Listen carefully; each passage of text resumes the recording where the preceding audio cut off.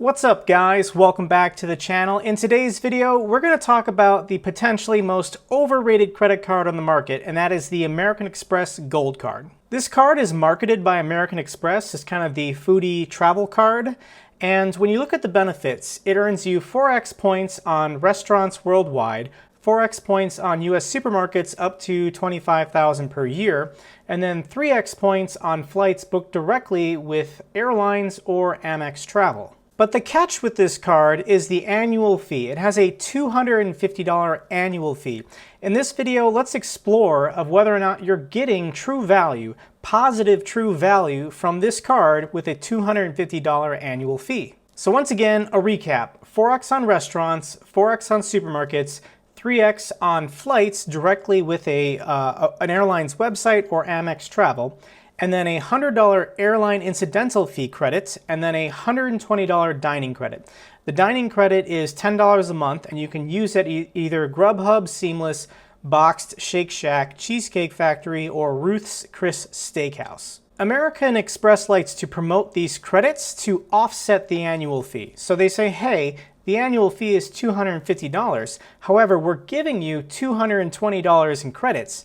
That makes the effective annual fee for this card only $30 a year. But it's a trap. Amex loves to do this, where they offer you a monthly credit. For example, the $10 a month dining credit, you're essentially giving $120 to American Express for them to give you back $10 a month.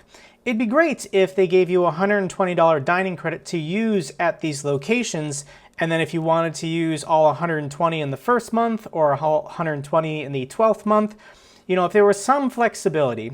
But what Amex is doing is they're giving you 10 a month, and if you forget to use it that month, you lost that $10. It's gone forever, you can't get it back. Additionally now, with everything going on in the world, you now have to ask yourself, how much value are you getting from that $100 airline incidental fee credit? In the previous years, there were ways to spend this, i.e. buying gift cards or maybe partial payments. Amex has really cracked down hard on this. They do not want people using this airline incidental fee credit as a general travel credit like the Chase Sapphire Reserve or the Citi Prestige offers. And I really do find this unfortunate. I find this infuriating, but this is how Amex makes its money. It gives you high cost annual fee credit cards and then credits to offset them, and then they just count on a majority of their customers never using those credits. And with everything going on in the world, Amex has actually been very proactive with their other travel credit cards. For example, the American Express Platinum is offering a $20 a month statement credit for streaming services and $20 a month for your cell phone bill. So May through December, $40 a month, that is a total credit offset of $320 for streaming and cell phone services. That's fantastic. Amex did a great job of giving people an incentive to keep their travel credit cards when they're not capable of traveling. Chase, Citi, and American Express offered additional benefits or spending categories for all of their traditional travel credit cards. However, they didn't do it for the American Express Gold. They looked at that airline incidental fee credit and they said, no, we're not going to give you any credits to offset that. We're not going to make it easier for you to spend that. We're confident you love this card so much that we're just going to stick it to you. You're not going to be able to use that $100, and you're going to eat the cost, and we're going to save some money. So if you can't use that airline incidental fee credit this year and potentially next year because travel might be interrupted, your budget could change, if potentially, financially you're not as sturdy as you were last year.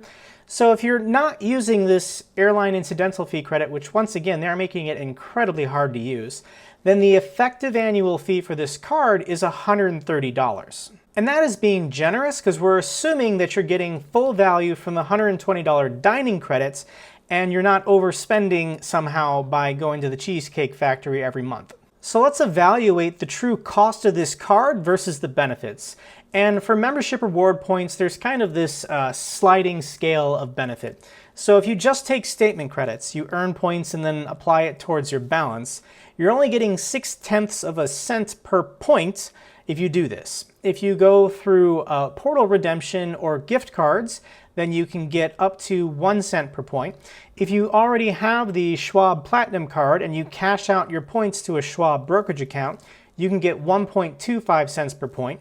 And then once again, the best route always is transfer partners. If you know how to find travel deals on flights or hotels with American Express's transfer partners and you transfer your points out, then potentially you could be getting up to 2 cents per point in value. So on the low end, the American Express Gold Card is the equivalent of a 2.4% cashback card, and on the high end, it's the equivalent of an 8% cashback card. But we now have to factor in opportunity costs. You can only spend so much money on supermarkets and so much money on dining out, and there's an opportunity cost. By putting all of your spend on the AmEx Gold Card, you're not using these other great cards. The two cards that you should consider is the Wells Fargo Propel card and the Blue Cash Everyday card. They're both American Express products, so you have the same usability.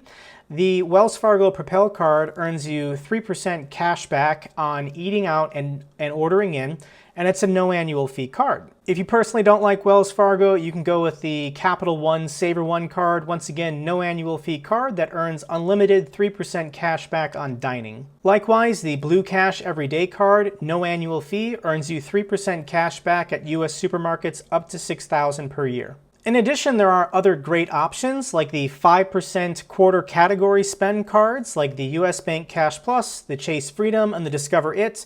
For my calculations in this video, we're going to ignore these cards, but these are no annual fee cards that can get you 5% cash back on dining or supermarkets in a given quarter. So let's figure out the opportunity costs from our no annual fee cards, and let's assume that you spend $300 a month on restaurants, $300 a month on supermarkets. I know for some people that might be high or low for either category. Let's just say 300 and 300 to keep it easy. And at a 3% cashback rate for 12 months, you would save $108, total for the year $216. Now, when using the American Express Gold Card, you're earning 4x points. Using the same dollar numbers, you would earn 14,400 points times 2. You're earning 28,800 American Express points for the year. Now, what are those points worth? Once again, it's a sliding scale. So for statement credits, $173. For portal redemption or gift cards, potentially $289. If you're transferring to your Schwab brokerage account, $361. And if you're getting 2 cents per point with transfer partners, $578. But we need to factor in that $130 effective annual fee, the $30 difference plus the $100 airline incidental fee credit that you're just going to eat this year and potentially next year. So when we subtract $130 from all those totals, you're only net getting $43 in statement credits, $159 for portal and gift cards, $231 for the Schwab brokerage account, and $448 for transfer partners. But you now have to factor in the opportunity cost. If you had just gone with a 3% cashback no annual fee card, there's a net difference there of $216. So by using the American Express Gold Card and only taking statement credits, which some people do, you are net losing $173. If you use portal redemption or gift cards at a rate of 1 cent per point, then you are net losing $57. And if you have the Schwab Platinum, which has a high annual fee, and you're transferring points out, you're only net getting $15 from this card. And then once again, the best opportunity is always transfer partners at a value of $232. If you are someone who does consistently get 2 cents per point with transfer partners, booking business flights or whatever, you know who you are. You don't have to leave me a comment down below saying how great the American Express Gold Card. I'm talking to the vast majority of American Express's customers who carry this card.